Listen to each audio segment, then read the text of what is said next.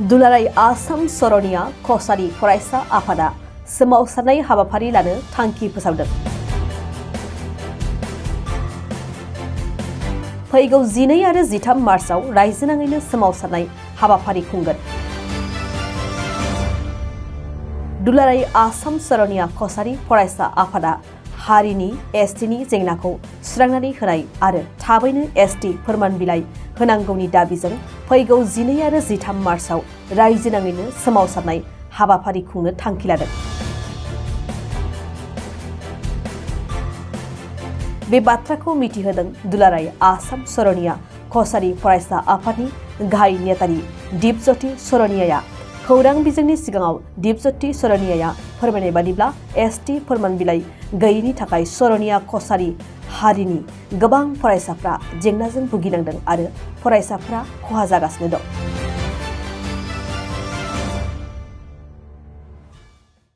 হয়, হৰণীয়া কছাৰীসকল অসমৰ অন্যতম আদিম কছাৰীমূলীয় জনজাতি জনগোষ্ঠী হোৱাৰ পিছতো আৰু ভাৰতবৰ্ষৰ স্বাধীনতা লাভ কৰাৰ পিছত ভাৰতীয় সংবিধানৰ জনজাতি তালিকাত চিৰিয়েল নম্বৰ 5ত কছাৰী হিচাপে অন্তৰ্ভুক্ত হৈ থকাৰ পিছতো হৰণীয়া কছাৰীসকলে বিভিন্ন সময়ত জনজাতি প্ৰমাণপত্ৰৰ সমস্যাৰ সন্মুখীন হৈ আহি থাকিবলগীয়া হৈছে। শেহতীয়াভাৱে 2023 চনৰ 28 ফেব্ৰুৱাৰী তাৰিখৰ পৰা আজি তাৰিখলৈকে প্ৰায় এবছৰ এমাহ সময় হৰণীয়া কছাৰীসকলৰ জনজাতি প্ৰমাণপত্ৰ বন্ধ হৈ আছে আৰু এই বন্ধ হোৱাৰ পৰিপ্ৰেক্ষিতত হৰণীয়া কছাৰী জনগোষ্ঠীৰ ছাত্ৰ ছাত্ৰীসকলৰ পৰা আৰম্ভ কৰি সৰ্বস্তৰৰ জনগণে সাংঘাতিক ধৰণে ক্ষতিগ্ৰস্ত হ'বলগীয়া হৈছে।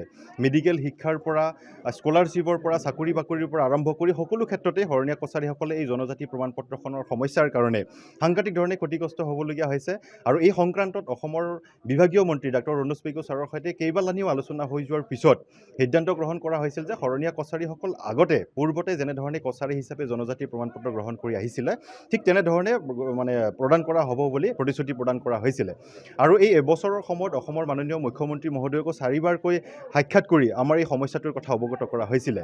শেহতীয়াভাৱে সদৌ অসম হৰণীয়া কছাৰী ছাত্ৰ সন্থাই এলানি কাৰ্যসূচী ঘোষণা কৰাৰ পিছত যোৱা 8 ফেব্ৰুৱাৰী তাৰিখে সদৌ অসম হৰণীয়া কছাৰী ছাত্ৰ সন্থাৰ নেতৃত্বত গুৱাহাটী চচলত এক অৱস্থান ধৰ্মগত কাৰ্যসূচী ৰূপায়ণ কৰা হৈছিলে আৰু সেই প্ৰগ্ৰামৰ পিছত 12 তাৰিখে অসমৰ মাননীয় মুখ্যমন্ত্ৰী মহোদয়ে আমাক সদৌ অসম হৰণীয়া কছাৰী ছাত্ৰ সন্থাক আলোচনাৰ বাবে নিমন্ত্ৰণ জনাইছিলে আৰু আলোচনাও সিদ্ধান্ত গ্ৰহণ কৰা হৈছিল যে মুখ্যমন্ত্ৰী মহোদয়ে এসপ্তাহৰ ভিতৰত হৰণীয়া কছাৰীসকলৰ এই সমস্যাটো সমাধান কৰাৰ প্ৰতিশ্ৰুতি প্ৰদান কৰিছিলে।